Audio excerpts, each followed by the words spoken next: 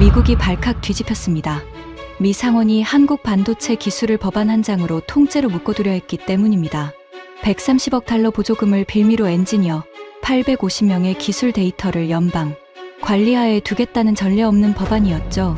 한국을 조립공장 취급하며 칼을 빼든 미국. 하지만 바로 그때 아무도 예상하지 못한 일이 벌어졌습니다. 한국이 꺼내든 카드에 미국 전체가 얼어붙었습니다. 그 충격적인 전말을 지금 공개합니다. 시작하기 전 구독과 좋아요, 그리고 대한민국 파이팅 댓글로 한국을 응원해주세요. 사흘 전 인디애나주 콜럼버스 외곽에서 하늘이 붉게 물들었습니다. 130억 달러를 쏟아부은 최첨단 반도체, 팹이 EUV 장비 8대가 동시에 과열되면서 클린룸 전체가 용광로로 변해버린 겁니다. 같은 시각 캘리포니아 산타클레라에서는 엔비디아 본사 긴급 이사회가 열렸어요. 분기 매출 240억 달러가 한순간에 공중으로 날아가고 있었죠. 월스트리트에서는 서킷 브레이커가 발동됐고 의사당 앞에서는 연기금이 증발한 시민들의 시위가 폭동 수준으로 번졌습니다. 어떻게 이런 일이 가능했을까요?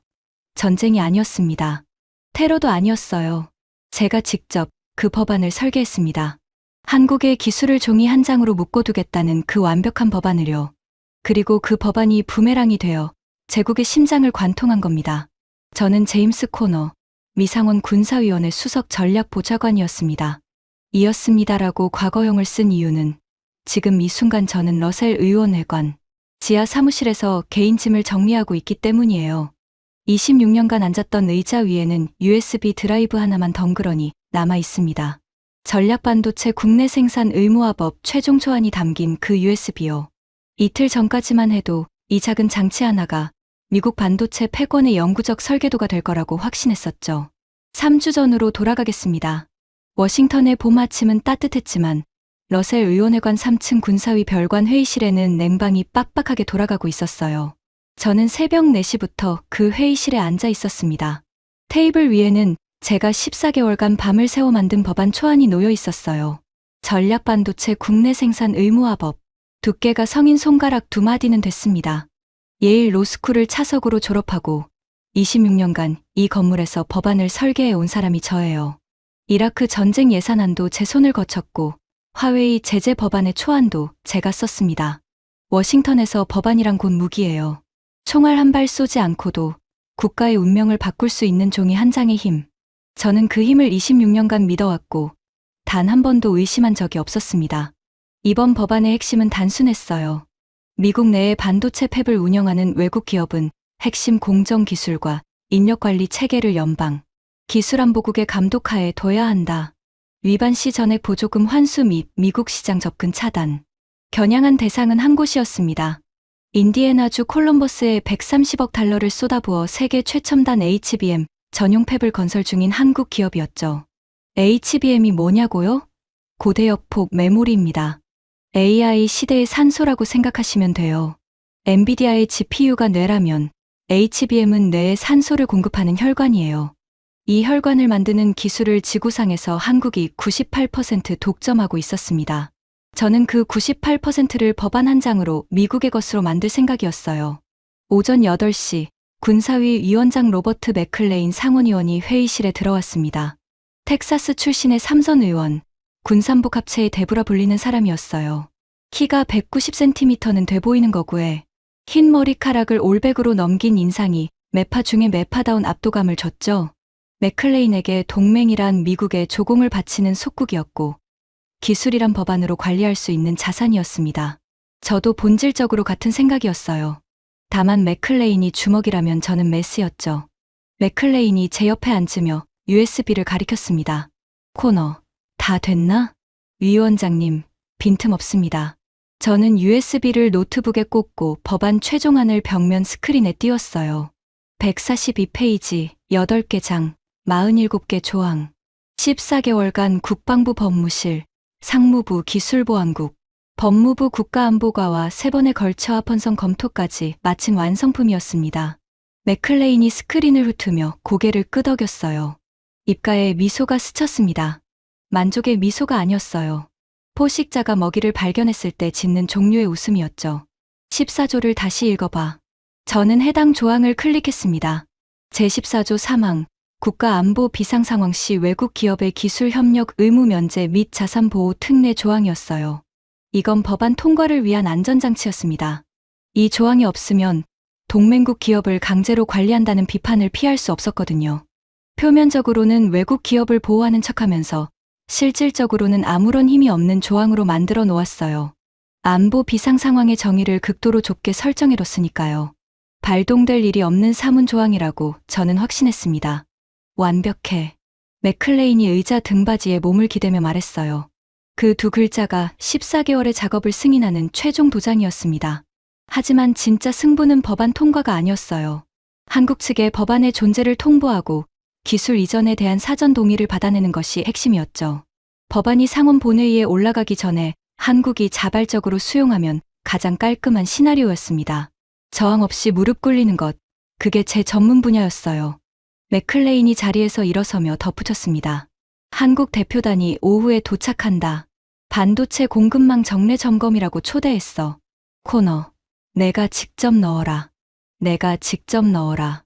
맥클레인 특유의 표현이었어요. 법안의 칼날을 상대 목에 가져다 대라는 뜻이었죠.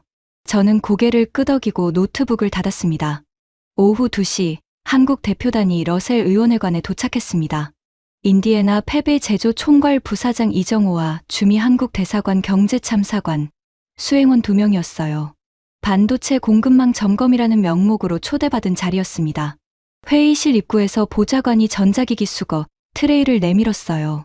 통상적인 보안 절차가 아니었습니다. 맥클레인의 특별 지시였죠. 경제참사관이 항의하려 입을 열었지만 이정호가 먼저 휴대전화를 트레이에 올려놓았습니다. 아무런 표정 변화도 없이요. 수행원들도 하나씩 따라했어요. 저는 테이블 맞은편에 앉아 이정호를 관찰했습니다. 50대 초반으로 보이는 남자였어요. 감색 수트를 입고 있었지만 그 사람의 손에 시선이 갔습니다. 양복 소매 밖으로 드러난 손등에 미세한 흠집들이 있었어요. 사무실에서만 일한 사람의 손이 아니었습니다. 30년 가까이 클린룸에서 장비를 직접 만진 사람의 손이었죠. 나중에 알았지만 그 손이 가장 무서운 무기였습니다. 회의실 문이 잠겼습니다. 이중잠금 장치가 돌아가는 소리가 둔탁하게 울렸어요. 이 순간부터 이 방은 회의실이 아니라 신문실이었습니다.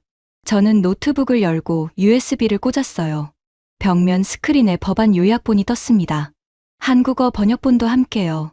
사전에 준비해 둔 겁니다. 이 부사장님, 본론으로 들어가겠습니다.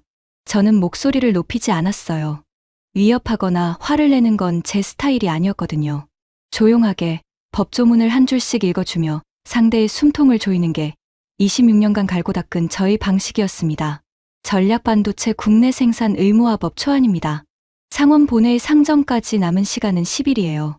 이 법안이 통과되면 인디애나 팹의 핵심 공정, 데이터, 엔지니어 관리 체계, 장비 세팅 매뉴얼이 연방기술안보국의 감독하에 들어갑니다. 보조금 130억 달러를 받으셨으니 당연한 의무라고 생각합니다. 경제참사관의 얼굴이 하얗게 질렸어요. 하지만 이정호는 스크린을 바라보고 있었습니다. 표정이 없었어요. 분노도 두려움도 당혹도 없었습니다. 30년간 반도체 장비의 미세한 진동을 읽어온 사람은 사람의 표정, 변화 따위에는 흔들리지 않는다는 걸 그때는 몰랐습니다. 사전 동의서에 서명해 주시면 법안 상정 전에 우호적인 조건으로 마무리할 수 있습니다. 저는 프린트된 동의서를 테이블 위로 밀었어요. 10일 안에 서명하라는 조건이 첫 페이지에 붉은 글씨로 박혀 있었습니다. 바로 그때 회의실 문이 벌컥 열렸어요. 잠금 장치가 걸려 있었는데 마스터키로 연 겁니다. 덩치 큰 남자 한 명이 보좌관의 재질을 뿌리치고 들어왔습니다. 네이트 설리번이었어요. 인디애나 팹의 미국 측 현장 총괄 매니저, 퍼듀대 공대 출신의 38세 엔지니어. 저와는 완전히 다른 세계의 사람이었습니다. 양복 대신 카키색 작업복을 입고 서류가 아니라 장비를 만지는 사람이었죠. 네이트의 손에는 태블릿이 들려 있었어요. 화면에 빨간색 그래프가 가득했습니다. 코너 보좌관님, 이 법안은 자살 행위입니다. 네이트의 목소리가 회의실에 울렸어요. 경제참사관이 움찔했고 맥클레인의 보좌관이 네이트의 팔을 잡으려 했지만 네이트가 한 발 비켜섰습니다. 인디애나 팹의 EUV 공정은 매뉴얼에 적히지 않는 미세 보정이 핵심입니다. 한국 엔지니어들이 장비가 내는 진동의 변화를 귀로 잡아내고 웨이퍼 표면의 빛 반사각이 0.01도 달라지는 걸 맨눈으로 감지해요. 이걸 연방관리 체계로 바꾸는 순간 공정 수율이 바닥으로 떨어집니다. 저는 태블릿 화면을 흘겨봤습니다. 공정 수율 변동 그래프였어요. 한국 엔지니어가 투입된 라인과 미국 엔지니어만으로 운영한 테스트 라인의 수율 차이가 선명하게 갈렸습니다. 수치가 눈에 들어왔지만 머리에는 들어오지 않았어요. 아니, 들어오게 하고 싶지 않았습니다. 이 데이터를 인정하는 순간 14개월 동안 설계한 모든 것이 무너지니까요. 저는 보좌관을 불렀습니다. 설리번 매니저를 밖으로 안내해 주세요. 네이트가 끌려나가면서 뒤돌아봤어요. 그 눈빛을 저는 아직도 잊지 못합니다. 분노가 아니었어요. 간곡한 부탁이었습니다. 제발 이 데이터를 봐달라는 절박함이었죠. 하지만 저는 그 시선을 외면했어요. 기름 묻은 작업복 차림의 현장 이야기가 142페이지. 법안의 힘을 이길 수 있다고는 1초도 생각하지 않았거든요. 네이트가 나간 뒤 저는 그 태블릿을 집어들었습니다. 그리고 한국 대표단이 보는 앞에서 테이블 서랍 안에 넣고 잠갔어요. 제국의 유일한 경고등을 제 손으로 꺼버린 순간이었죠. 물론 그때는 몰랐습니다. 이정호가 서랍이 잠기는 소리를 듣고 있었어요. 무표정이었습니다. 감정을 드러내는 건 비효율적이라는 걸 몸으로 아는 사람 특유의 고요함이었죠. 경제참사관이 옆에서 무언가를 속삭였지만 이정호는 고개도 돌리지 않았습니다. 그 다음에 이정호가 한 행동을 저는 평생 잊지 못할 겁니다. 목소리를 높이지 않았어요. 탁자를 치지도 조국의 자존심을 내세우지도 않았습니다. 대신 수트 안주머니에서 검은색 공학용 수첩을 꺼냈어요. 나사가 풀린 부분이 보이는 현장에서 10수년 굴린 게 분명한 낡은 수첩이었습니다. 그리고 제 책상 위에 놓인 펜을 가리켰어요. 그 펜 좀 빌리겠습니다. 담담한 목소리였어요. 저는 어리둥절해서 건네줬습니다. 이정호는 스크린에 떠있는 법안 요약본을 한 줄 한 줄 수첩에 옮겨 적기 시작했어요. 핵심 공정 데이터 연방 이관, 엔지니어 관리 체계 감독, 10일 데드라인. 한 글자도 빠뜨리지 않았습니다. 필기하는 동안 손이 떨리지도 않았어요. 수첩을 덮고 펜을 테이블에 내려놓았습니다. 그리고 저를 똑바로 봤어요. 귀국 의회의 요구 사항을 정확히 이해했습니다. 그게 전부였어요.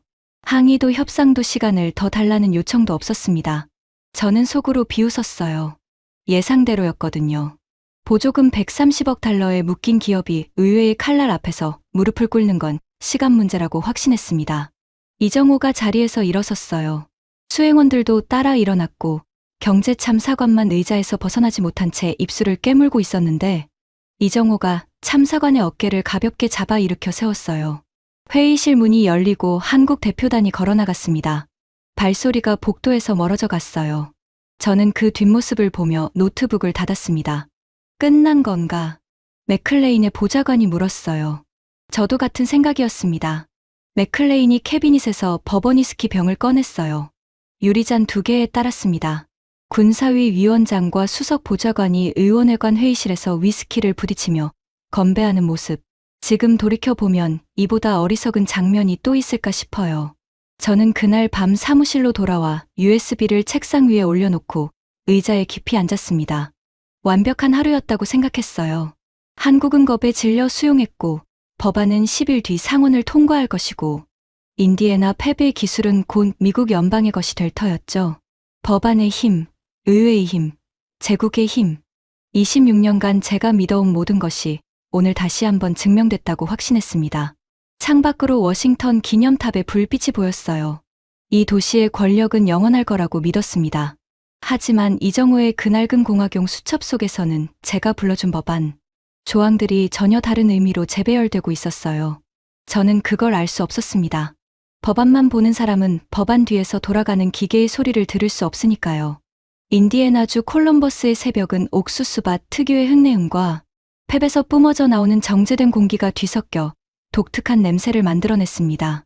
인디애나 팹은 밤에도 쉬지 않는 거대한 심장이었어요.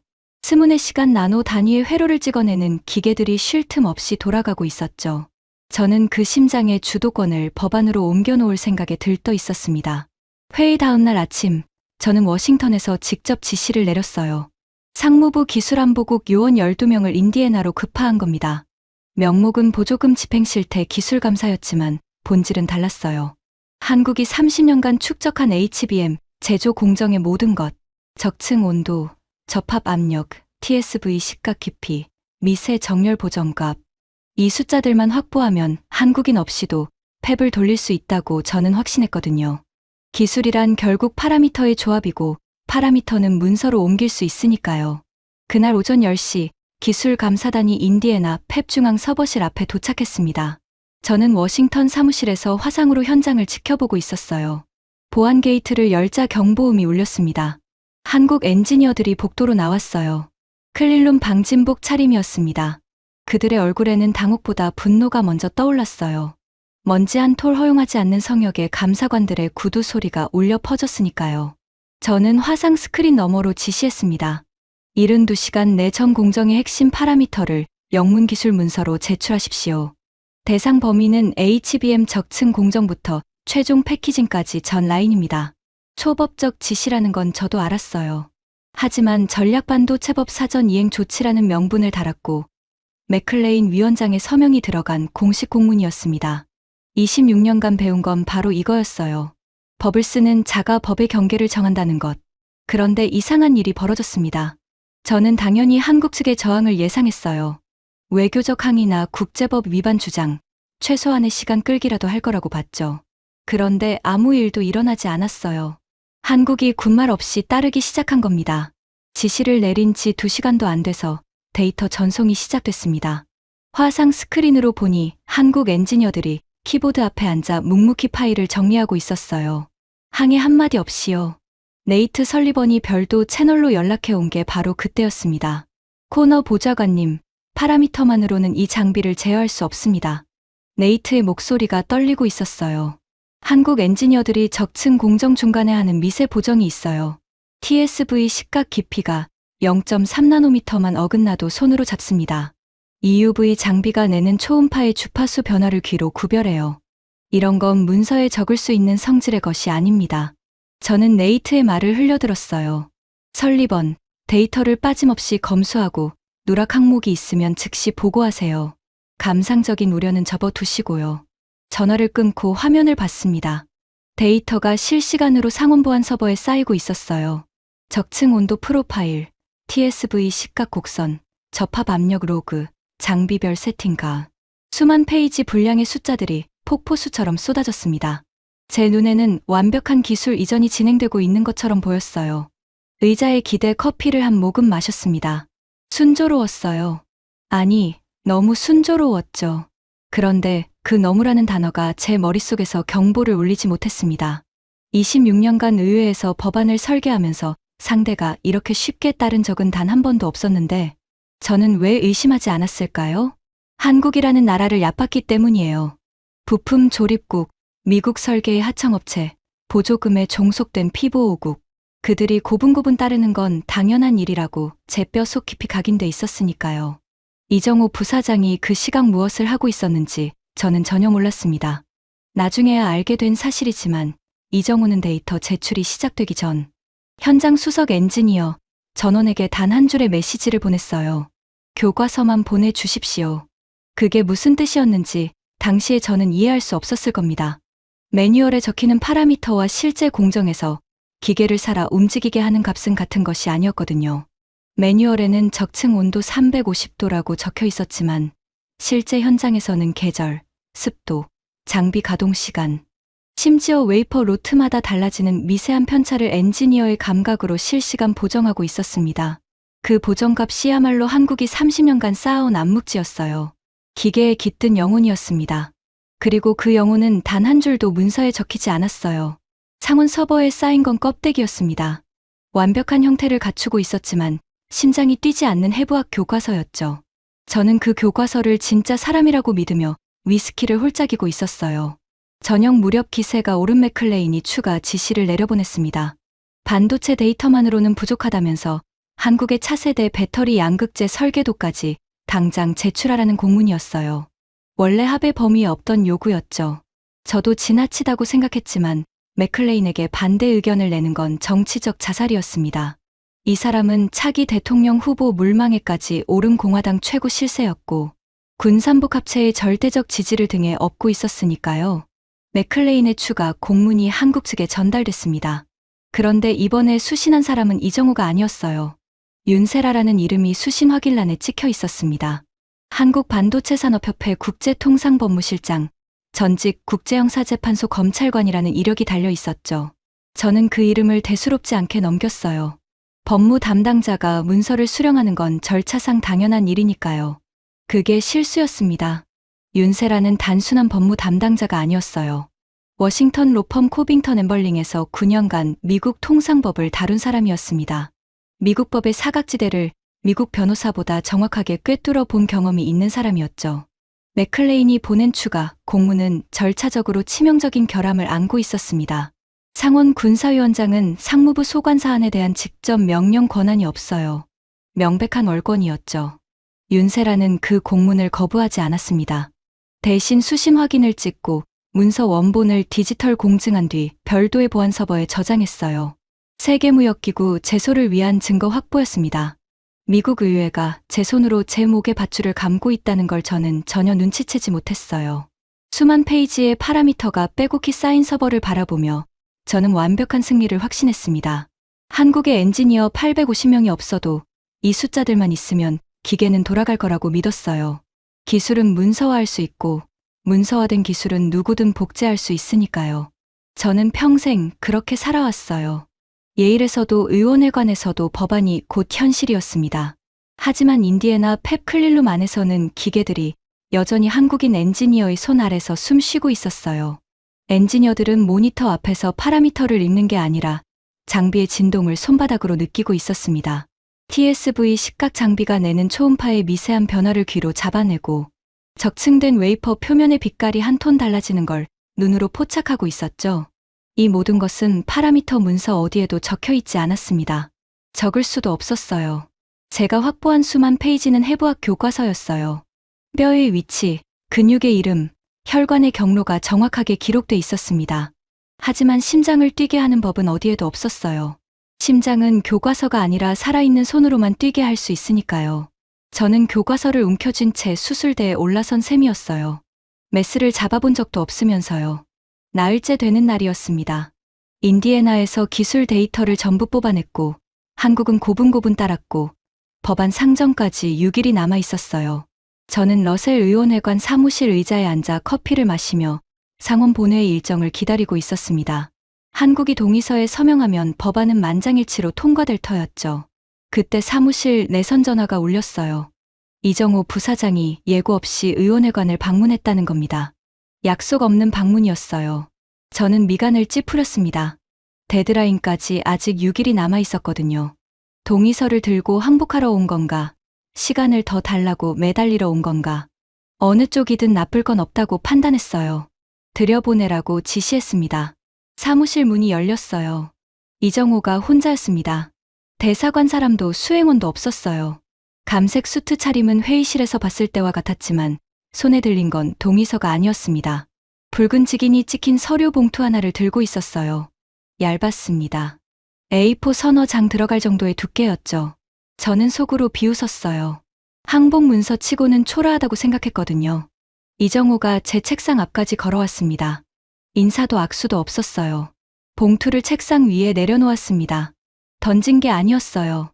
정확히 제 USB 옆에 가지런히 놓았죠. 그 정밀함이 이상했습니다. 화가 난 사람이라면 던졌을 거예요. 하소연하러 온 사람이라면 떨리는 손으로 내밀었겠죠. 이 사람은 클릴룸에서 웨이퍼를 정렬하듯 정확하게 봉투를 놓았어요. 열어보시죠. 이정호가 말했습니다. 회의실에서 들었던 것과 똑같은 건조한 목소리였어요. 저는 봉투를 집어들었습니다. 붉은 지기는 한국 본사의 공식 법인 인장이었어요. 봉투를 뜯고 문서를 꺼냈습니다. A4 4장짜리 문서였어요. 첫 페이지 제목을 읽는 순간 손가락 끝이 차가워졌습니다. 미합 중국 의회의 전략반도체 강제관리 조치에 따른 핵심 인력 전원 철수 통보서. 동의서가 아니었어요. 항복 서명서도 아니었습니다. 철수 통보서였습니다. 저는 눈을 의심했어요. 2번 읽었습니다. 3번째 읽을 때 문장 하나하나가 비수처럼 꽂히기 시작했죠. 귀국 의회가 전략반도체 국내 생산 의무화법을 통해 외국 기업의 핵심 기술, 자산에 대한 연방 관리를 추진하고 있으므로 본사는 자사 엔지니어의 기술 안전을 보장할 수 없다고 판단하여 인디애나 팹 핵심 인력 850명을 72시간 내 전원 철수합니다. 저는 이정호를 올려다봤어요. 무표정이었습니다. 회의실에서 서랍이 잠기는 소리를 듣던 그 얼굴 그대로였죠. 두 번째 페이지로 넘겼습니다. 거기에 진짜 폭탄이 있었어요. 미국 방부 납품 군사용 특수칩 유지 보수 코드 접근 권한을 철수 시각 기준으로 자동 만료 처리합니다. 등골이 서늘해졌어요.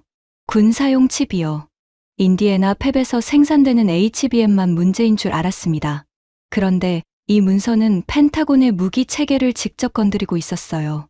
군사위성 통신 모듈, F-35 전자전 프로세서, 이지스함 레이더 데이터 처리칩, 극초음속 미사일 유도 연산 모듈, 한국 엔지니어들이 유지보수하는 군사용 특수칩의 목록이 세 번째 페이지에 빼곡하게 나열돼 있었습니다. 23개 품목이었어요. 저는 그 목록의 절반도 모르는 장비들이었죠. 이게 나흘 전 네이트 설리번이 가져왔던 데이터의 실체였구나. 그제야 깨달았어요. 제가 직접 서랍에 잠가버린 그 태블릿에 담겨있던 경고요. 이정호가 입을 열었습니다. 보좌관님께서 10일 데드라인을 정해주셨으니 저희도 시간을 맞추겠습니다.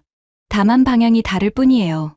데드라인 종료 시각에 인력 철수와 코드 만료를 동시에 실행합니다. 철수까지 남은 시간은 72시간입니다. 저는 자리에서 벌떡 일어났어요. 의자가 뒤로 밀려 캐비닛에 부딪혔습니다. 나흘 전 맥클레인과 마시던 버번병이 흔들렸어요. 지금 뭘 하자는 겁니까? 목소리가 갈라졌습니다. 스스로도 놀랄 만큼 날카로운 소리였어요. 인디애나 팹 전체를 동결시키겠습니다. 보조금 130억 달러 전액 환수. 미국 내 모든 자산 압류까지 각오하세요. 이정호의 표정이 변하지 않았어요.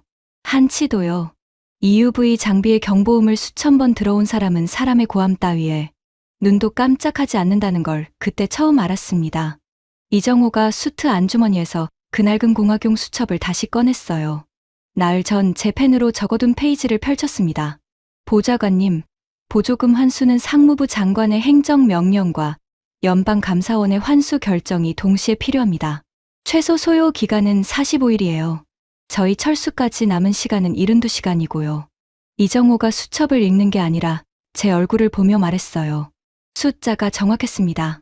그리고 외국 기업의 합법적 투자 자산을 의회 단독으로 압류하는 건 수정헌법 5조의 정당한 보상 없는 재산 수용 금지 조항에 정면으로 위배됩니다. EU, 일본, 대만이 동시에 반발할 거예요. 국제 투자 분쟁의 피고석에 앉는 건 한국이 아니라 미합 중국 의회입니다. 제가 회의실에서 불러준 법안 조항들이었어요. 제 펜으로 제가 읽어준 숫자들이 고스란히 적힌 그 수첩이 지금 저를 조이고 있었습니다. 이정호는 분노하지 않았어요. 감정을 내세우지도 않았습니다. 제가 직접 알려준 법률 체계를 정확히 되받아친 거였어요. 인디애나 팹은 한국 기업이 한국의 자본으로 건설한 시설입니다. 이정호가 수첩을 접으며 말했어요. 미국 의회가 기술 자산에 대한 연방 관리를 추진하는 이상 저희가 자사 인력의 안전을 위해 본국으로 귀환시키는 건 기업의 정당한 권리예요. 거기에 압류나 환수로 대응하시면 그건 귀국의 법이 귀국의 헌법을 부정하는 꼴이 됩니다. 할 말이 없었어요. 법으로 치면 이정호의 말이 맞았습니다. 기술 자산을 연방 관리하에 두겠다고 칼을 빼든 건 우리였는데 상대가 그 칼을 인정하고 떠나겠다고 하니 당황하는 꼴이라니요. 제가 설계한 법안의 논리에 제 목이 베이고 있었어요. 이정호가 왼쪽 손목에 시계를 봤습니다. 금장 시계가 아니었어요. 흠집투성이의 검은 디지털 시계였습니다. 클릴룸에서 정전기 방지용으로 쓰는 기능성 시계였죠. 20년은 된 것 같은 물건이었어요. 72시간이 시작됐습니다. 보좌관님. 그리고 몸을 돌렸습니다. 인사도 악수도 되돌아봄도 없었어요. 사무실 문이 닫혔습니다. 저는 즉시 맥클레인에게 전화를 걸었어요. 목소리를 최대한 평정하게 유지하려 했지만 수화기 너머의 맥클레인은 제 보고를 듣고도 코웃음을 쳤습니다. 전형적인 동양식 허세야, 코너. 한국 기업이 미국 시장을 포기할 수 있을 것 같나? 130억 달러 보조금을 내던질 배짱이 있겠어? 72시간 지나면 꼬리 내리고 기어 들어올 거야. 무조건 버텨. 저도 맥클레인의 판단에 기대고 싶었어요. 한국 기업이 미국 시장을 포기할 리 없다는 건 상식이었으니까요. 미국은 이 기업의 두 번째로 큰 시장이었고 인디애나 팹은 미국 정부 보조금으로 세운 시설이었습니다. 전화를 끊고 나서 사무실 벽면 모니터를 켰어요. 보좌관에게 지시해서 카운트다운 시계를 화면에 띄우게 했습니다. 72시간. 붉은 숫자가 1초 단위로 줄어들고 있었어요. 인디애나 팹 핵심 인력 전원 철수 및 군사망 코드 만료까지 남은 시간. 붉은 빛이 사무실 벽을 물들였습니다. 저는 그 숫자를 보면서도 두렵지 않았어요. 허세라고 믿었으니까요. 제 인생에서 법안 밖의 현실이 법안 안의 설계를 이긴 적은 단 한 번도 없었거든요. USB를 집어들고 다음 대응한 초안을 노트북에 적기 시작했습니다.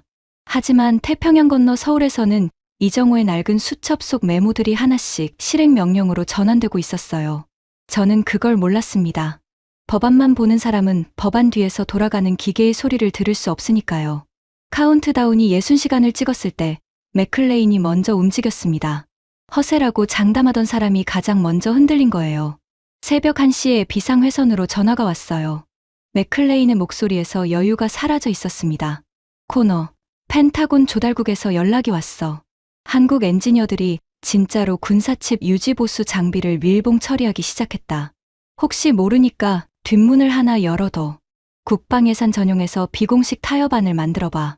저는 수화기를 쥔 채 잠시 침묵했어요. 이 사람이 저한테 뒷거래를 지시하고 있었습니다. 나흘 전만 해도 한국을 부품 취급하며 법원을 마시던 사람이 이제 와서 뒷문을 열라니요. 하지만 명령이었어요. 군사위 위원장의 지시를 수석 보좌관이 거부할 수는 없었죠. 다음 날 아침 저는 한국 측에 비공식 채널로 제안서를 보냈습니다. 파격적인 조건이었어요. 법안 상정 5년 유예, 인디애나 팹 운영, 독립성 보장, 엔지니어 전원 영주권 패스트트랙, 군사칩 유지보수 별도 계약 체결. 이 정도면 어떤 기업이든 솔깃할 조건이었습니다. 저는 이 제안서를 의원회관 공식 서한지에 작성했어요. 격식을 갖추면 상대가 진정성을 느낀다는 게 26년 경험이었으니까요. 회신은 3시간 만에 돌아왔습니다. 보낸 사람은 윤세라 법무실장이었어요. 봉투를 뜯으며 기대했습니다. 역제안이 오거나 최소한 협상 여지를 남기는 답변이 올 거라고 생각했거든요. 안에 들어있던 건 공식 거절 공문 한 장이었어요. 그것도 저한테만 온 게 아니었습니다. 하단에 참조란의 상원 외교위원회, 하원, 통상위원회, 연방감사원, 그리고 세계무역기구, 미국 대표부가 동시 수신자로 찍혀 있었어요. 심장이 쿵 내려앉았습니다. 비공식 뒷거래를 의회 공식 기록과 국제기구에 동시 통보한 겁니다. 이건 거절 이상의 의미였어요. 미 상원 군사위원회가 한국 기업의 뇌물성, 특혜를 제안했다는 증거가 의회 기록과 WTO에 동시에 남은 거였습니다. 맥클레인이 이 사실을 알면 저를 살려두지 않을 거였어요. 저는 수화기를 들었다가 내려놓았습니다. 보고할 수도 보고하지 않을 수도 없는 진퇴양난이었죠. 윤세라라는 사람이 제 뒷거래를 거절한 게 아니라 제 정치 생명에 관해 못을 박은 거였어요. 맥클레인에게는 간략하게만 보고했습니다. 한국 측이 거절했습니다. 그것만 전했어요. WTO 참조건은 입에 담지 못했습니다. 맥클레인이 수화기 너머로 욕설을 퍼부었지만 저는 귀에 들어오지 않았어요. 머릿속이 하얘졌거든요. 맥클레인은 뒷거래가 실패하자 다음 수를 즉시 꺼냈습니다. 대체 기술 투입이었어요. 한국 엔지니어 없이도 팹을 가동할 수 있는 방법을 찾으라는 지시였죠. 그래서 나온 게 AI였습니다. 맥클레인의 보좌관이 실리콘밸리에 연락했어요. 캘리포니아의 AI 반도체 공정 스타트업 두 곳과 MIT 공정자동화 연구팀에 긴급 지원을 요청한 겁니다. 한국 엔지니어들이 감각으로 하는 미세 보정을 AI 알고리즘으로 대체하겠다는 구상이었어요. 이름만 들으면 그럴듯했습니다. 인공지능이 바둑에서 인간을 이기는 시대의 공정. 보정 정도야 기계학습으로 해결할 수 있지 않겠습니까? 저도 그렇게 생각했어요. 파라미터는 이미 수만 페이지 확보했고 AI가 그 데이터를 학습하면 한국 엔지니어의 손을 대신할 수 있을 거라고 확신했습니다. 24시간 만에 AI팀 14명이 인디애나 팹에 도착했어요. 노트북과 GPU 서버를 잔뜩 끌고 왔습니다. 팀장은 스탠퍼드 박사 출신으로 반도체 공정 디지털 트윈 기술을 전공한 사람이었죠. 이력만 보면 완벽했어요. AI팀이 팹 중앙 관제실에 진입을 시도한 건 도착 당일 오후였습니다. 저는 워싱턴에서 화상으로 지켜보고 있었어요. 첫 번째 문제가 바로 터졌습니다. 서버실 생체인식 보안 게이트였어요. 홍채 인식, 지문 스캔, 정맥 패턴 인증. 3중 보안이 걸려 있었는데 등록된 한국 엔지니어 본인이 아니면 문이 열리지 않는 구조였습니다. 이 보안 시스템을 요구한 게 누구였는지 아십니까? 미 상무부였어요. 보조금 지급 조건으로 핵심 기술 유출 방지를 위해 최고 수준의 다중생체 보안을 의무화한 게 바로 우리였습니다. 우리가 만든 자물쇠가 우리를 막고 있었어요. 네이트 설리번이 관리자 권한으로 생체 보안을 우회해서 AI팀을 관제실에 들여보냈습니다. AI팀이 GPU 서버를 세팅하고 우리가 확보한 수만 페이지의 파라미터 데이터를 학습시키기 시작했어요. 12시간 동안 모델을 훈련시켰습니다. 다음 날 아침 테스트 가동을 시작했어요. EUV 라인 한 번에 AI 자동 보정 시스템을 연결하고 웨이퍼 적층 공정을 돌렸습니다. 저는 화상 스크린 앞에 커피를 놓고 앉았어요. 긴장은 됐지만 기대도 컸습니다. 처음 2시간은 괜찮았어요. AI가 파라미터 범위 안에서 온도와 압력을 제어하고 있었고 수율 모니터에 초록색 숫자가 떠 있었습니다. 72%. 한국 엔지니어가 운영할 때의 97%에는 못 미치지만 시작치고는 나쁘지 않았어요. 3시간째부터 문제가 시작됐습니다. 외부 기온이 올라가면서 클린룸 내부 습도에 미세한 변화가 생겼어요. 매뉴얼에는 습도 변동 허용 범위가 적혀 있었고 AI도 그 범위 안에서 보정을 시도했습니다. 하지만 한국 엔지니어들은 매뉴얼의 허용 범위가 아니라 그날의 장비 상태, 웨이퍼 로트의 특성, 심지어 전날 가동 이력까지 종합해서 습도 보정값을 실시간으로 바꾸고 있었던 거예요. 파라미터 문서에는 습도 보정 범위 플러스 마이너스 0.3이라고만 적혀 있었지. 오늘은 플러스 0.17로 잡아야 한다는 판단의 근거는 어디에도 없었습니다. AI는 매뉴얼대로 했어요. 정확히 매뉴얼대로요. 하지만 매뉴얼이 현실의 전부가 아니었습니다. 4시간째, 수율이 72%에서 58%로 떨어졌어요. 5시간째, 41%로 추락했습니다. AI팀이 알고리즘을 실시간으로 수정하기 시작했지만 변수가 너무 많았어요. 하나를 잡으면 다른 하나가 틀어졌습니다. TSV 식각 깊이를 맞추면 적층 온도가 흔들리고 온도를 잡으면 접합 압력이 어긋났어요. 한국 엔지니어들은 이 모든 변수를 동시에 느끼며 손으로 잡고 있었는데 AI는 한 번에 하나의 변수밖에 처리하지 못했습니다. 6시간째 스크린에 황색 경고가 떴어요. EUV 장비 3번기 과열 경보. 네이트가 즉시 보고를 올렸습니다. 코너 보좌관님, 3번 장비 내부 온도가 올라가고 있습니다. AI 보정 시스템이 냉각 밸브 타이밍을 놓쳤어요. 한국 엔지니어들은 장비가 내는 초음파의 주파수 변화를 듣고 과열 3초 전에 밸브를 여는데 AI는 온도 센서 데이터가 임계치를 넘은 뒤에야 반응합니다. 3초 차이가 있어요. 3초. 겨우 3초였어요. 하지만 나노 단위의 세계에서 3초는 영겁이었습니다. 7시간째, 수율이 23%로 곤두박질 쳤어요. 8시간째, 12%. AI 팀장이 화상 카메라를 향해 말했습니다. 얼굴이 창백했어요. 보좌관님, 모델이 수렴하지 않습니다. 파라미터 데이터가 충분하지 않은 게 아니라 파라미터 사이의 관계를 정의하는 메타데이터가 없어요. 한국 엔지니어들이 어떤 기준으로 어떤 순서로 보정하는지 그 판단의 논리 자체가 문서에 없습니다. 저는 화면을 노려봤어요. 그럼 어떻게 하면 됩니까? 한국 엔지니어에게 직접 물어봐야 합니다. 기가 막혔어요. 한국 엔지니어를 대체하려고 AI를 데려왔는데 AI가 작동하려면 한국 엔지니어가 필요하다니요. 뱀이 제 꼬리를 물고 있었습니다. 48시간이 지났을 때 최종 결과가 나왔어요. AI 자동 보정 시스템으로 생산한 HBM 칩의 수율은 6%였습니다. 100개를 만들면 94개가 불량이라는 뜻이에요. 한국 엔지니어가 운영할 때의 97%와 비교하면 공장이 돌아가는 게 아니라 원자재를 태우고 있는 거나 마찬가지였죠. AI 팀장이 마지막 보고서를 보내왔어요. 결론은 한 문장이었습니다. 현재 확보된 파라미터 데이터만으로는 상용 수준의 공정 운영이 불가능합니다. 이 팹을 살리려면 원래의 엔지니어가 돌아와야 합니다. 저는 모니터를 꺼버렸어요. 26년간 법안으로 세상을 설계해 온 사람이 교과서만으로는 심장을 뛰게 할 수 없다는 현실 앞에서 처음으로 벽에 부딪힌 겁니다. 카운트다운이 48시간 아래로 내려간 시각, 엔비디아에서 비상 연락이 왔어요. 엔비디아 글로벌 공급망 총괄 부사장이 직접 전화한 겁니다. 목소리가 날카로웠어요. 코너 보좌관, 인디애나 팹에서 HBM 출하가 중단된 지 이틀째입니다. 지금 산타클레라 본사 데이터 센터 칩 생산 라인 3곳이 HBM 부족으로 가동을 멈춘 상태예요. 이 상태가 72시간 더 가면 이번 분기 매출 240억 달러가 허공에 날아갑니다. 240억 달러. 숫자를 듣는 순간 관자놀이가 욱신거렸어요. HBM을 다른 곳에서 조달할 수 없습니까? 대만이나 일본에서요. 보좌관님. 엔비디아 부사장의 목소리가 차가워졌어요. AI 훈련용 고대역폭 메모리를 지구상에서 상용 수준으로 양산할 수 있는 곳은 한국 2곳뿐입니다.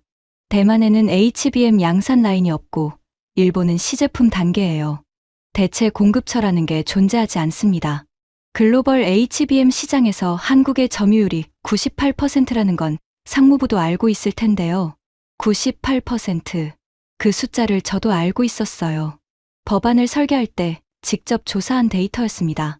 하지만 법안을 설계할 때 98%는 한국의 약점이라고 생각했어요. 미국 시장 의존도가 높으니 우리가 압박하면 굴복할 수밖에 없다고 해석한 거였죠. 그런데 현실에서 98%는 정반대의 의미였습니다. 대체가 불가능하다는 뜻이었어요. 한국이 떠나면 지구상에 이 기술을 대신할 곳이 없다는 뜻이었죠. 전화를 끊자마자 월스트리트에서 소식이 들어왔어요. 인디애나 팹 가동 중단 소문이 퍼지면서 엔비디아 주가가 시간 외 거래에서 급락하기 시작했습니다. 거기서 그치지 않았어요. AMD, 퀄컴, 인텔, 마이크론, HBM 공급망에 연결된 모든 기업의 주가가 도미노처럼 쓰러지고 있었습니다. 군수업체도 마찬가지였어요. 로키드 마틴, 레이시온, 노스롭 그러먼. 군사칩 유지 보수 코드 만료 소식이 새나가면서 방산 섹터 전체가 패닉에 빠졌습니다. 뉴욕 증권거래소 개장 첫 시간에 서킷 브레이커가 발동됐어요. 제가 26년간 워싱턴에서 일하면서 의외의 단일 정책 실수로 서킷 브레이커가 터진 건 처음이었습니다. 맥클레인에게서 전화가 왔어요. 목소리가 완전히 달라져 있었습니다. 코너. 무슨 수를 써서든 한국 엔지니어들을 잡아도 출국 금지시켜. 이 사람이 지금 뭐라고 한 겁니까? 동맹국 민간인을 감금하겠다고요? 저는 속이 뒤틀렸지만 반박할 처지가 아니었어요.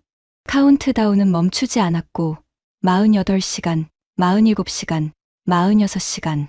숫자가 줄어들 때마다 판단력도 같이 줄어들었습니다. 맥클레인의 지시에 따라 국토안보부, 이민세관단 속국의 협조 요청이 들어갔어요. 비자 재심사를 명목으로 인디애나 팹 한국 엔지니어 850명의 출국을 보류하는 행정조치였습니다. 그런데 한국은 이미 움직이고 있었어요.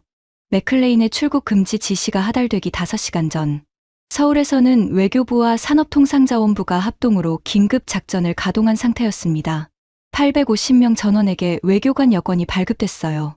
국가 핵심 기술 수송 특사라는 직함이었습니다. 외교관 여권 소지자는 미국 이민법의 적용 대상이 아닙니다. 비자 재심사도 출국 보류도 국제법상 불가능하죠.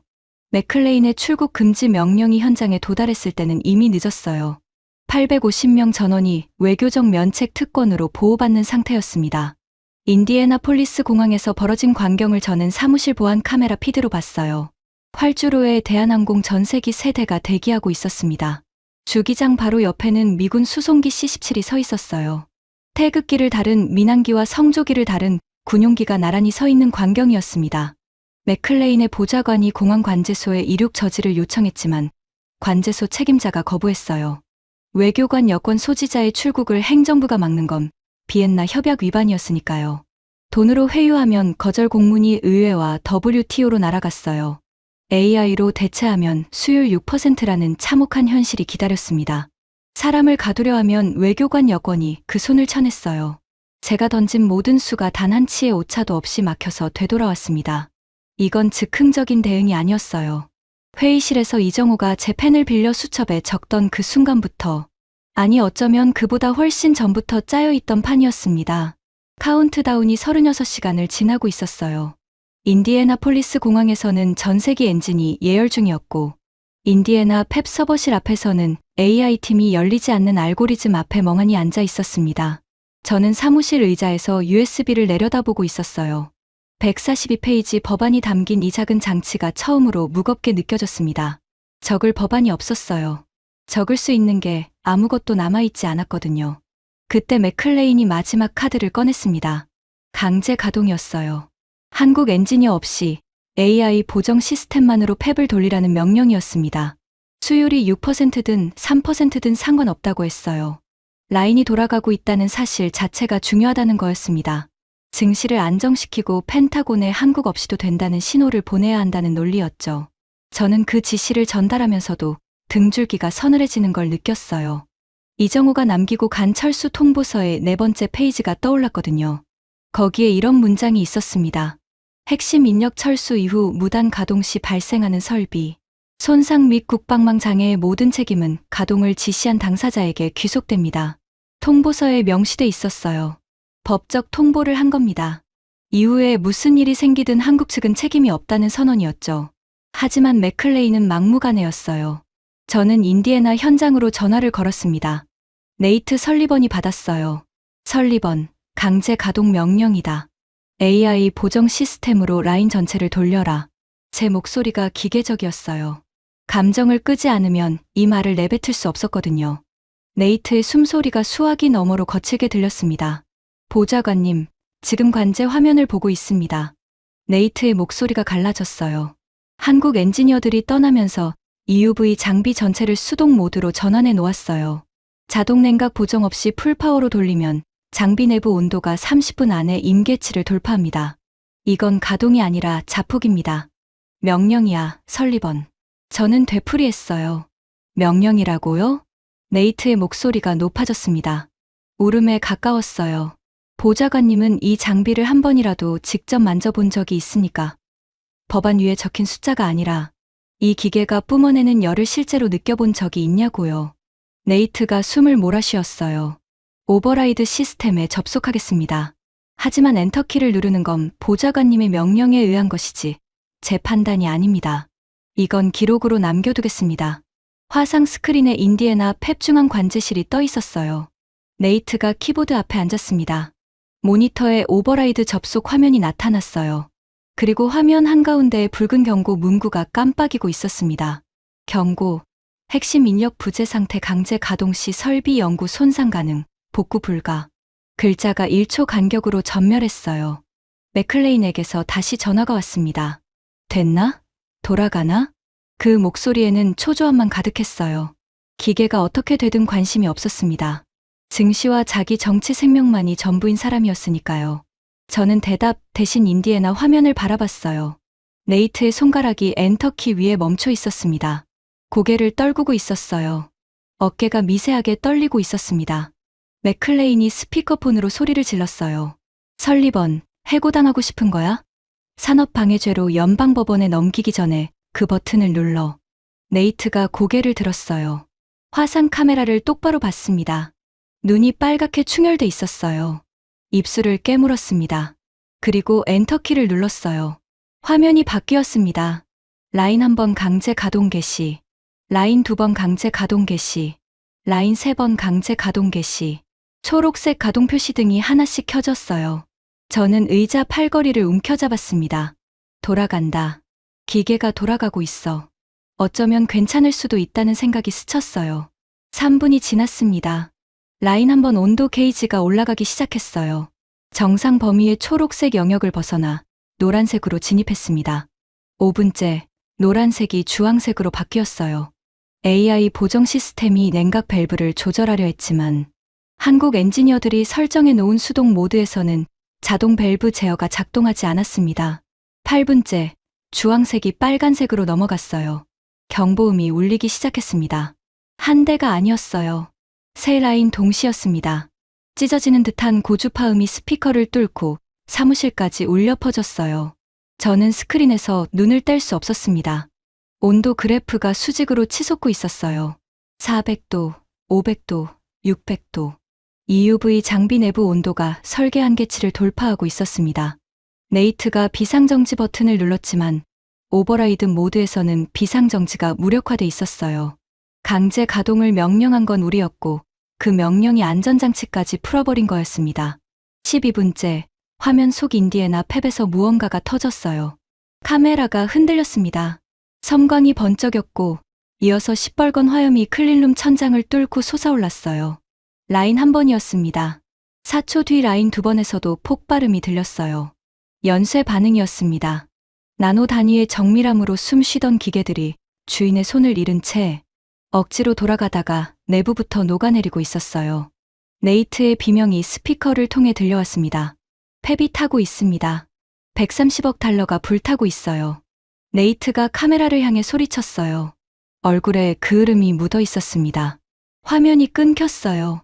통신이 두절된 겁니다. 사무실이 고요해졌습니다. 스크린에는 연결 끊김이라는 회색 글자만 떠 있었어요. 맥클레인의 전화도 끊어져 있었습니다. 저는 의자에 앉은 채 USB를 내려다봤어요. 검은 플라스틱 표면이 모니터 잔광에 희미하게 반사됐습니다. 이 작은 장치에 담긴 142페이지 법안으로 한국의 기술을 묶어두겠다고, 법의 힘으로 98%의 독점을 미국의 것으로 만들겠다고. 26년의 경험을 걸었던 제가 문서에 적히지 않는 기술 앞에서 이렇게 무너지고 있었습니다. 인디애나 팹이 불타고 있던 바로 그 시각, 인디애나폴리스 공항에서는 전혀 다른 풍경이 펼쳐지고 있었어요. 한국 엔지니어 850명이 세대의 대한항공 전세기에 질서 정연하게 탑승하고 있었습니다. 공항 보안 카메라 피드를 사무실 보조 모니터로 돌려받고 있었어요. 왼쪽 화면에서는 인디애나 팹의 화재 진압 헬기가 불길 위를 선회하고 있었고, 오른쪽 화면에서는 태극기를 단 전세기가 활주로에서 이륙 준비를 하고 있었습니다. 두 화면이 나란히 놓인 광경이 초현실적이었어요. 엔지니어들의 움직임을 보고 있으려니 형용하기 어려운 감정이 밀려왔습니다. 그 사람들은 뛰지 않았어요. 당황하지도 않았습니다. 탑승 게이트로 향하는 발걸음이 퇴근길처럼 담담했죠. 캐리어 하나, 백팩 하나, 짐이 적었어요. 하지만 그들이 가져가는 건 캐리어 안에 있지 않았습니다.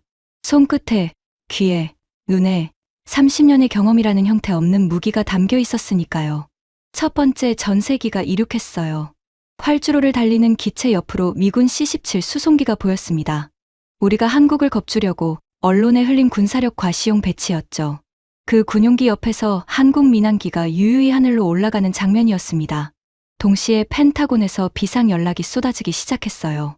합참 작전지원처장이 직접 전화를 걸어왔습니다. 코너 보좌관, 중동상공에서 이상 현상이 발생했습니다. 군사위성 3기의 통신 모듈이 동시에 오프라인으로 전환됐어요. 정찰 데이터 수신이 30% 차단된 상태입니다. 심장이 멈추는 것 같았어요.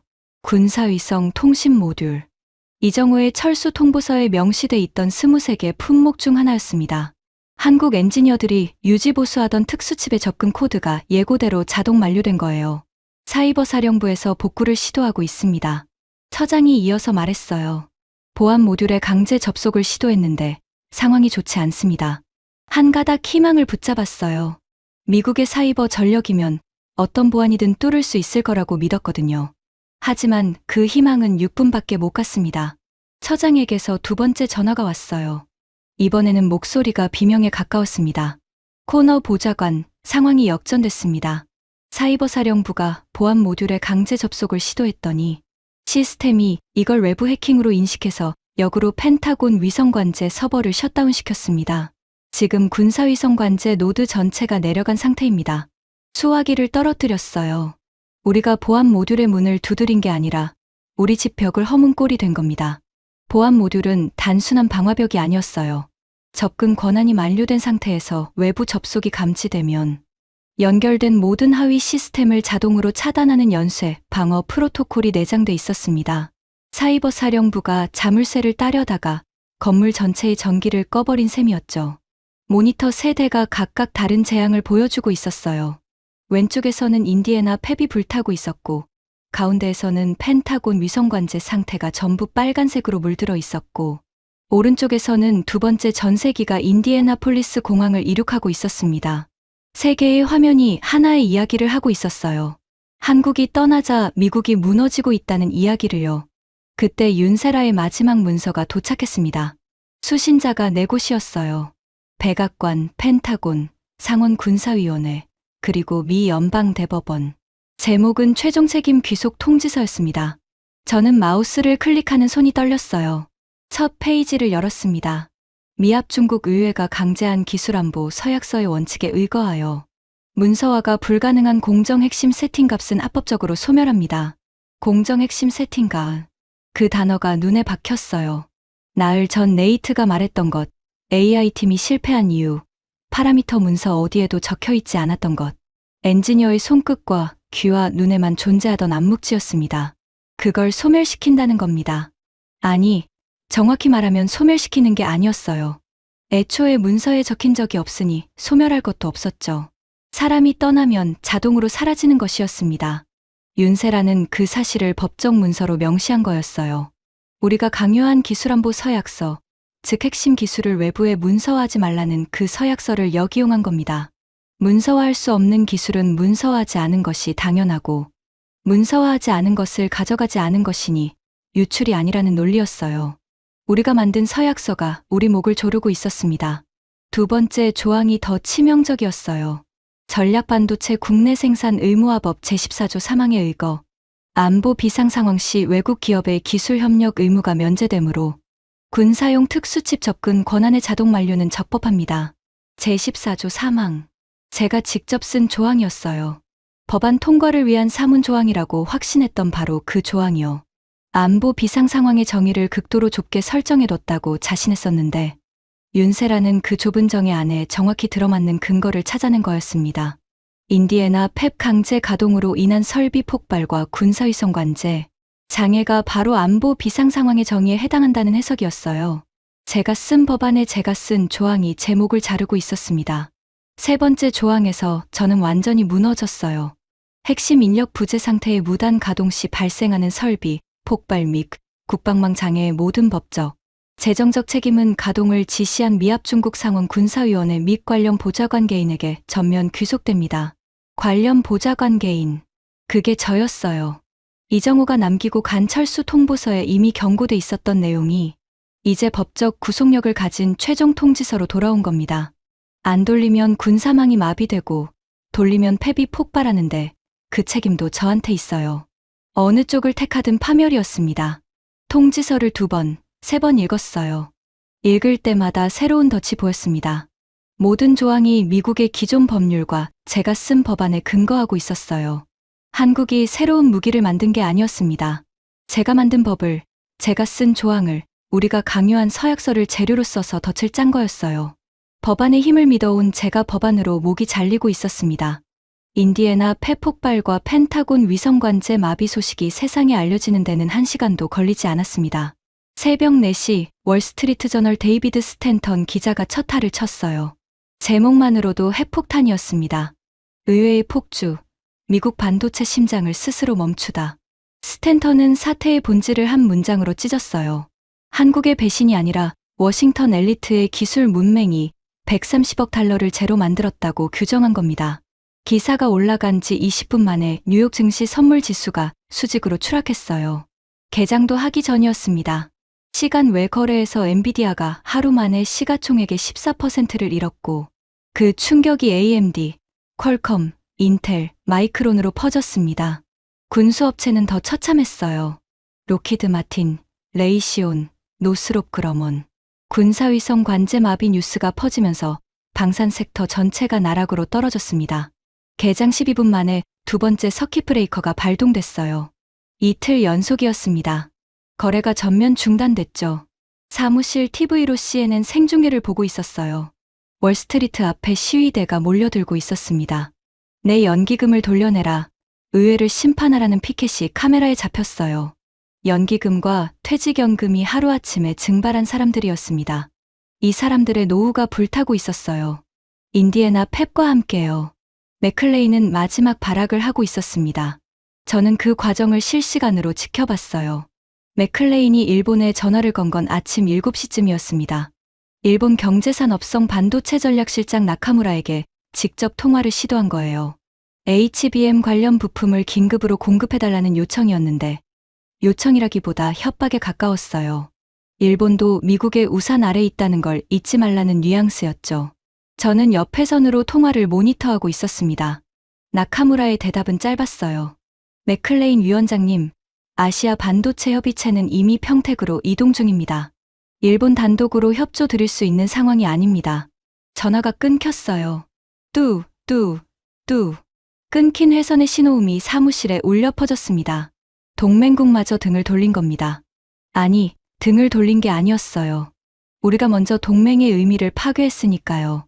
기술을 법으로 강탈하는 의회에 우산 아래 남고 싶은 동맹이 어디 있겠습니까? 나카무라가 언급한 평택이라는 단어가 귀에 걸렸어요. 평택이면 한국 반도체의 본진이었습니다.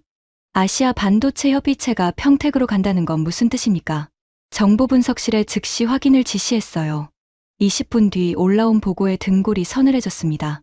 대만 TSMC, 일본 르네사스, 네덜란드, ASML이 평택 캠퍼스에서 긴급 합동회의를 열고 있다는 첩보였어요. 미국이 빠진 자리를 아시아와 유럽이 메우고 있었습니다. 하지만 아시아보다 더 빠르게 움직인 곳이 있었어요. 네덜란드였습니다. 그날 오후 정보분석실에서 두 번째 보고가 올라왔어요. ASML CEO 페터르 베닝크의 전용기가 암스테르담에서 직항으로 인천에 착륙했다는 내용이었습니다. ASML이 왜 급했는지 저는 뒤늦게 파악했어요. EUV 노광 장비를 만드는 건 ASML이지만 그 장비를 실제로 양산 라인에서 한계 성능까지 끌어올리는 건 한국 엔지니어들이었거든요. ASML에게 한국은 최대 고객이자 기술 파트너였습니다. 미국이 한국 엔지니어를 쫓아냈다는 소식은 ASML에게도 직격탄이었어요. 베닝크가 평택에서 뭘 했는지는 그날 저녁 뉴스를 통해 전 세계에 생중계됐습니다. 저는 사무실 스크린으로 그 장면을 봤어요. 베닝크와 이정호가 나란히 서 있었습니다. 두 사람 사이의 테이블 위에는 네덜란드어와 한국어로 된 문서가 놓여 있었어요. 베닝크가 서명했습니다. 180억 유로 규모의 차세대 하이 NA EUV 장비 한국 독점 납품 계약이었어요. 거기에 드레스덴 인근에 한국 네덜란드 합작 반도체 연구센터를 건설하는 조항까지 포함돼 있었습니다. 180억 유로. 그 숫자를 보는 순간 의자에서 미끄러질 뻔했어요. 미국이 한국을 밀어낸 지 72시간도 안 돼서 네덜란드가 180억 유로를 들고 달려온 겁니다. 베닝크의 기자회견이 이어졌어요. 평택 캠퍼스 앞에 글로벌 언론 카메라가 빼곡히 들어차 있었습니다. 미국 의회가 내보낸 세계 최고의 기술자들을 유럽이 모시게 됐습니다. 카메라 플래시가 터졌어요. 저는 그 문장을 듣는 순간 관자놀이가 욱신거렸습니다. 내보낸 거라고요? 우리는 한국 기술을 미국 것으로 만들려 한 거지 내보내려 한 게 아니었어요. 하지만 결과적으로 베닝크의 말이 맞았습니다. 묶어두려다 떠나보냈고 떠나보낸 건 내보낸 것과 같았으니까요. 베닝크가 거기서 멈추지 않았어요. 두 번째 폭탄이 터졌습니다. 같은 날 일본 경제산업성이 한국과 차세대 이나노 GAA 공정 공동개발 MOU를 체결했다는 발표였어요. 한국의 제조 기술과 일본의 소재 기술을 결합해서 미국 의존도를 줄이겠다는 선언이었습니다. 일본이요. 며칠 전 맥클레인이 우산 아래 있으니 말 들으라고 협박한 바로 그 일본이 한국과 손을 잡은 거였어요. 세 번째 소식은 대만에서 왔습니다. TSMC가 미국 애리조나 팹 증설 계획을 무기한 보류한다는 공식 발표를 한 거예요. 이유는 단순했습니다. 동맹국 기업을 이렇게 대하는 나라에 수십조를 투자할 수 없다는 논리였죠. 미국이 인디애나에서 한국을 쫓아내자 대만이 애리조나에서 발을 뺐어요. 한 나라를 밀어내니 다른 나라가 줄줄이 빠져나가는 연쇄 반응이 시작된 겁니다. 동맹이라는 건 신뢰 위에 서 있는 건물이었는데 우리가 그 신뢰의 기둥을 직접 부러뜨린 거였어요. 인디애나에서 돌아온 한국 엔지니어들은 짐도 풀지 못했습니다. 인천공항에 도착하자마자 평택 캠퍼스로 직행했어요. ASML 합작 프로젝트와 일본 공동개발 프로젝트에 즉시 투입된 겁니다. 미국이 쫓아낸 850명이 착륙한 지 8시간 만에 유럽과 아시아의 핵심 전략 자산으로 탈바꿈한 거예요. 미국에서는 교체 가능한 부품 취급을 받았지만 유럽과 일본에서는 180억 유로의 가치로 대접받았습니다. 그날 밤 마지막 장면이 기다리고 있었어요. 펜타곤 조달국장이 ASML 네덜란드 본사에 이메일을 보낸 겁니다. 군사용 반도체 장비 부품을 긴급 공급해달라는 요청이었어요. 이틀 전까지 세계 최강 군사력을 자랑하던 미국 국방부가 네덜란드 기업의 부품을 구걸하는 처지가 된 거였습니다. 그 이메일 사본이 정보 채널을 통해 제 모니터에도 떴어요. 읽을 수 없었습니다. 글자가 눈에 들어오지 않았거든요. 아니, 들어오게 하고 싶지 않았어요. 그리고 최종 일격이 왔습니다. 다음 날 아침 미상원에서 초당적 긴급 청문회가 열렸어요. 공식 명칭은 전략반도체 정책 실패 책임 규명 긴급 청문회였습니다. 공화당과 민주당이 손을 잡았다는 건 사태가 정파를 초월한 국가적 재앙이라는 뜻이었죠. 저는 청문회장에 참석하지 않았어요. 모든 안보 관련 권한이 정지된 상태였거든요. 사무실 TV로 생중계를 지켜봤습니다. 첫 번째 증인석에 앉은 건 맥클레인이었어요. 며칠 전만 해도 의회에서 가장 무서운 사람이었습니다. 군산복 합체의 대부, 차기 대선 후보 물망의 거물. 그 사람이 증인석 마이크 앞에 앉아 있었어요. 외교위원장이 질문을 시작했습니다. 위원장님, 인디애나 펩 강제 가동을 최종 지시한 사람이 누구입니까? 단도직입이었어요. 맥클레인이 입을 열었습니다. 저는 TV 앞에서 숨을 멈췄어요. 외교위원장님, 인디애나 펩 관련 실무 지시는 전적으로 제임스 코너 수석 보좌관이 단독으로 수행했습니다. 맥클레인의 목소리가 평온했어요. 눈 하나 깜짝하지 않았습니다. 코너 보좌관이 법안의 취지를 극단적으로 왜곡하여 독자적인 기술 강탈 작전을 설계한 것으로 판단됩니다. 저는 사후 보고를 받았을 뿐이며 강제 가동 명령에 대해서는 인지한 바 없습니다. TV를 보는 제 손이 떨렸어요. 분노가 아니었습니다. 예상했던 일이었으니까요. 맥클레인은 자기 정치 생명을 위해 부하의 목을 자르는데 1초도 망설이지 않는 사람이었어요. 법안을 만들라고 한 건 맥클레인이었고, 한국 대표단을 불러서 칼을 꽂으라고 한 것도 맥클레인이었고, 강제 가동을 명령한 것도 맥클레인이었습니다. 하지만 증거는요. 모든 지시는 구두로 이루어졌어요. 의원회관 보안구역의 회의는 녹취가 되지 않았고, 비상회선 통화도 기록이 남지 않았습니다. 반면 법안을 작성한 건 제 노트북이었고, 기술감사단 파견을 지시한 건 제 이메일이었고, 네이트에게 강제 가동 명령을 전달한 것도 제 목소리였어요. 모든 흔적이 저를 가리키고 있었습니다. 그때 청문회장 뒷문이 열렸어요. TV 카메라가 일제히 돌아갔습니다. 네이트 설리번이 걸어 들어오고 있었어요. 카키색 작업복이 아니라 검은 양복을 입고 있었지만 기름때가 밴 손은 숨길 수 없었습니다. 손에 서류 봉투를 들고 있었어요. 네이트가 증인석 옆 보조 마이크 앞에 섰습니다. 긴급 증언을 요청했어요. 위원장이 허가했습니다. 네이트가 서류 봉투를 열었어요.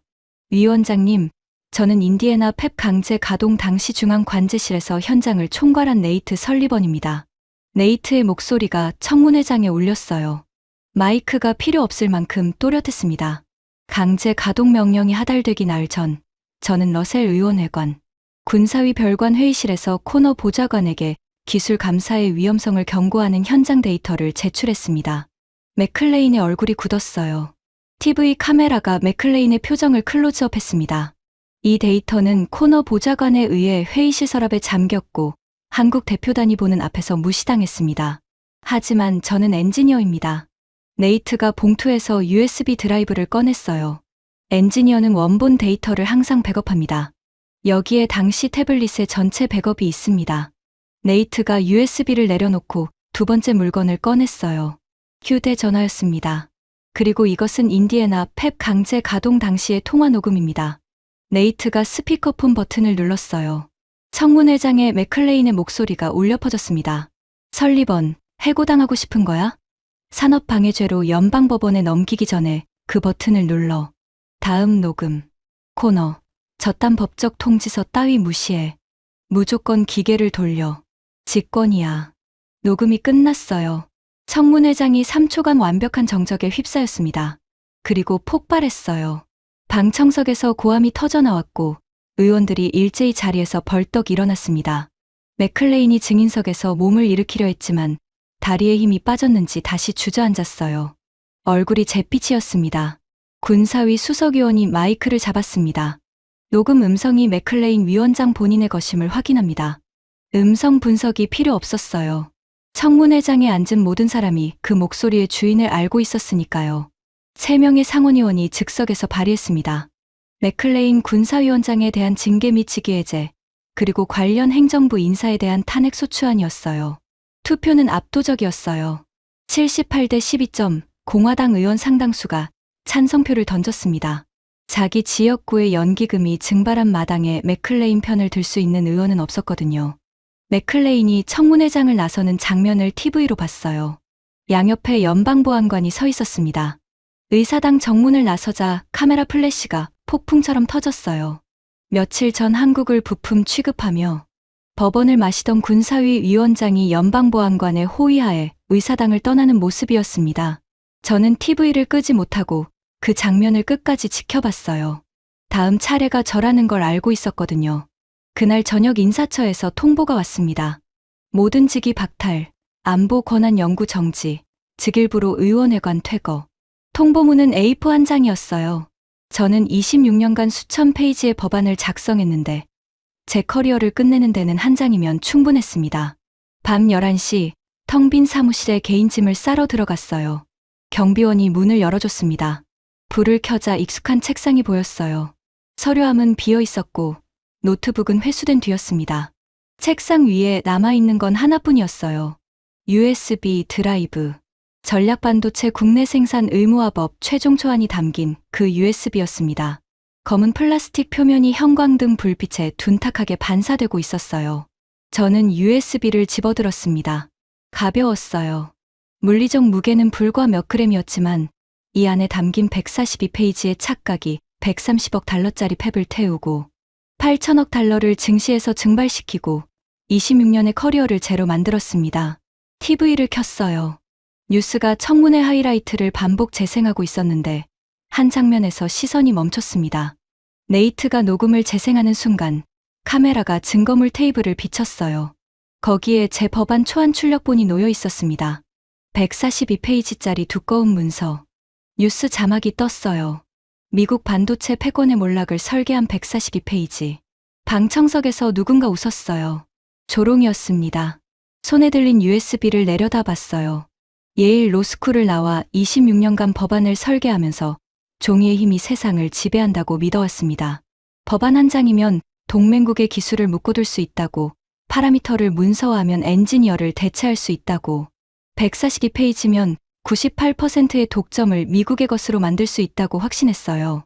하지만 이 USB로는 불을 끄지 못했고, 위성을 살리지 못했고, 떠난 사람을 되돌리지 못했습니다. 종이에 적히지 않는 기술, 엔지니어의 손끝에만 존재하는 30년의 경험, 기계와 함께 숨쉬며 축적된 영혼. 142페이지의 법안은 그 모든 것 앞에서 무력했어요. USB를 양손으로 잡았습니다. 힘을 줬어요. 뚝 하는 소리와 함께 USB가 두 동강 났습니다. 얇은 기판이 갈라지며 메모리 칩 조각이 책상 위로 흩어졌어요. 142페이지의 법안이 잘게 부서진 실리콘 파편이 되어 형광등 불빛에 반짝였습니다. 마치 26년간 써온 모든 법안의 글씨가 한꺼번에 부서져 내리는 것 같았어요. 부러진 USB 두 조각을 텅 빈 책상 위에 내려놓았습니다. 그리고 사무실 불을 껐어요. 복도를 걸어 나오면서 생각했습니다. 우리가 알량한 패권심으로 한국의 기술자들을 부품 취급하며 법으로 묶어두려 했을 때 우리는 스스로 제국의 심장에 칼을 꽂은 겁니다. 기술은 법안에 담기지 않았어요. 파라미터로 환원되지 않았습니다. 30년의 경험이라는 영혼이 빠진 기계는 130억 달러짜리 고철 덩어리에 불과했어요. 저는 그걸 26년이 아니라 고작 72시간 만에 배웠습니다. 대가가 너무 컸을 뿐이죠. 러셀 의원회관 정문을 나섰어요. 봄바람이 얼굴을 스쳤습니다. 벚꽃이 보도블록 위에 흩어져 있었어요. 3주 전에도 벚꽃이 피어 있었죠. 그때 저는 이 길을 걸으며 법안 하나로 세계 반도체 질서를 다시 쓸 수 있다고 믿었어요. 지금 같은 길을 걸으며 주머니 속 깨진 USB 조각을 만지작거리고 있었습니다. 날카로운 파편이 손끝을 찔렀어요. 작은 통증이었지만 제가 저지른 일의 무게에 비하면 아무것도 아니었습니다. 지금까지 미국 상원이 한국 반도체를 건드렸다가 역풍을 맞은 충격적인 이야기였습니다. 대한민국 기술의 저력을 느끼셨다면 이 영상을 주변에 공유해주세요. 우리가 만든 기술이 세계를 움직입니다. 구독과 좋아요도 부탁드립니다. 지금까지 감동날다였습니다. 감사합니다.